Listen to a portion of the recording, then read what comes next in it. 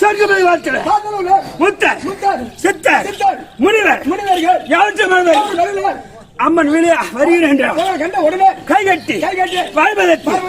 வணங்கி இருக்கிறேன். நான் என்ன பண்ண என் மேல கோபம் உனக்கு நான் தொண்டு வச்சேடாமா